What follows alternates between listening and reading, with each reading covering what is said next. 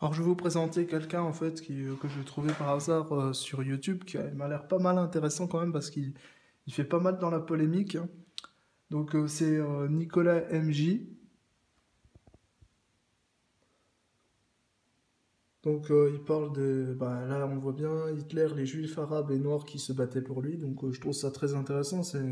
Puis il a du style aussi, hein, comme vous pouvez le voir.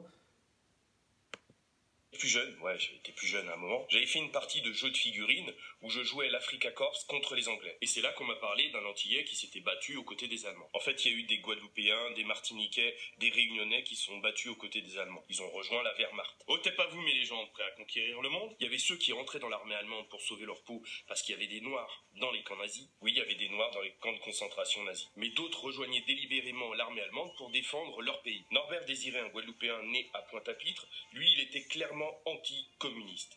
Et il voulait surtout pas que les communistes arrivent en Guadeloupe. Il avait rejoint en 1941 la Légion des volontaires français, avec une douzaine d'autres antillais. Il va survivre au premier hiver devant Moscou. Je sais pas comment il a fait, hein. Moi, déjà 10 degrés, c'est hyper froid.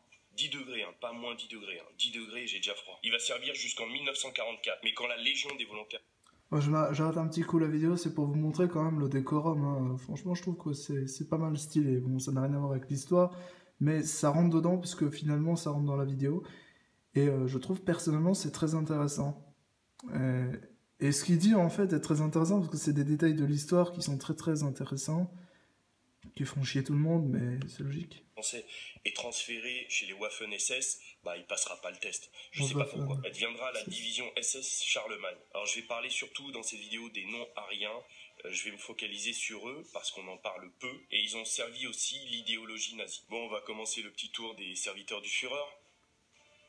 Dans la Légion de l'Est, il y avait plus de 400 000 soldats. Ils venaient d'Arménie, d'Azerbaïdjan, de Géorgie, d'Ukraine, du Turkménistan, de l'Ouzbékistan et du Kazakhstan. Je suis fort, hein, j'ai réussi à tous les dire d'un seul coup, mais c'est trop fort. Certains étaient motivés par leur haine envers Staline et d'autres ne voulaient pas subir les conditions épouvantables des camps de prisonniers allemands. Ils ont été déployés en France, en Italie et dans les Balkans. 6% des troupes de l'Axe qui défendaient la Normandie en 1944 étaient des recrues du Caucase et de l'Asie centrale. Une unité de Géorgiens stationnant sur l'île de Texel en Hollande s'est mutinée en avril 1945 pour éviter de combattre les Alliés. Bon, ils ont massacré leurs camarades allemands, bah, ils n'ont pas fait dans le détail, et ont attendu la victoire des Alliés.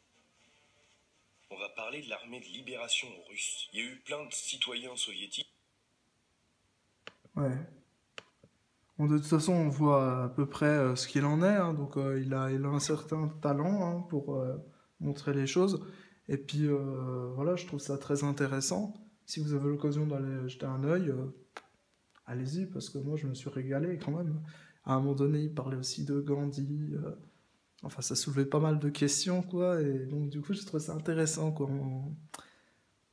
Parce que c'est des questions que personne ne se pose vraiment. Et c'est pourtant la base de toute notre civilisation. Enfin, nos civilisations, en fait. Parce que, en l'occurrence, il y a plusieurs civilisations qui se côtoient sur cette planète. Donc, du coup, je trouve vraiment c'est très important de se poser quand même les questions. Qu'est-ce qu'il en est réellement? C'est-à-dire, il y a la grosse histoire et puis il y a tous les détails dedans qui sont très très intéressants à étudier. Donc voilà quoi.